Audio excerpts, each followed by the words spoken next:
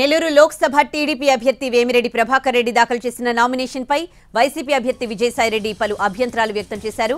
నెల్లూరులోని కలెక్టరేట్లో జరిగిన లోక్సభ అభ్యర్థుల నామినేషన్ల పరిశీలన కార్యక్రమంలో ఆయన పాల్గొన్నారు. దేశ విదేశాల్లో పెట్టుబడులకు సంబంధించిన వివరాలను అఫిడవిట్లో వేమిరెడ్డి ప్రకటించలేదన్నారు. అలాగే మన దేశంలో ఉన్నటువంటి పెట్టుబడుల వివరాలు ఆయన పేర్కొనలేదని ఆరోపించారు.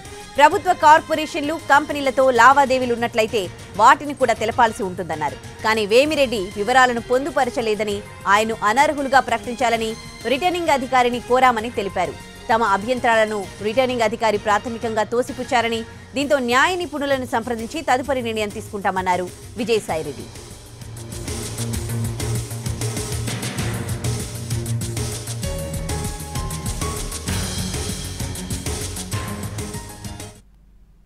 రైజ్ చేయడం జరిగింది. ఇవి ప్రధానంగా వేమిరెడ్డి ప్రభాకర్ రెడ్డి గారు విదేశాల్లో ఉన్నటువంటి ఇన్వెస్ట్మెంట్స్ ఏదైతే ఉన్నాయో వాటిని ఆయన అసెట్స్ అండ్ లయబిలిటీస్లో కానీ అఫిడవిట్లో కానీ పొందుపరచలేదు అన్నటువంటి అంశాన్ని రిటర్నింగ్ ఆఫీసర్కి మేము రిటర్నింగ్ ఆఫీసర్ ద్వారా అబ్జెక్షన్ రైజ్ చేయడం జరిగింది.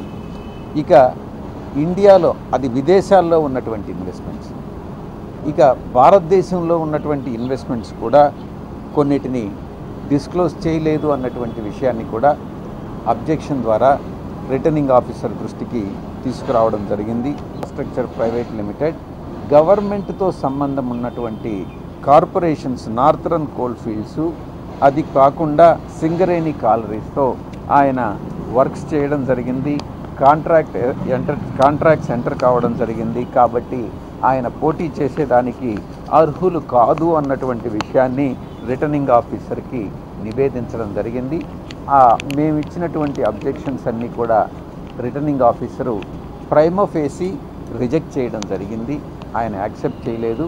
దీనికి మేము న్యాయ నిపుణులతో సంప్రదించి మా యొక్క తదుపరి చర్యలు ఏంటి అన్నటువంటి విషయాన్ని నిర్ణయించడం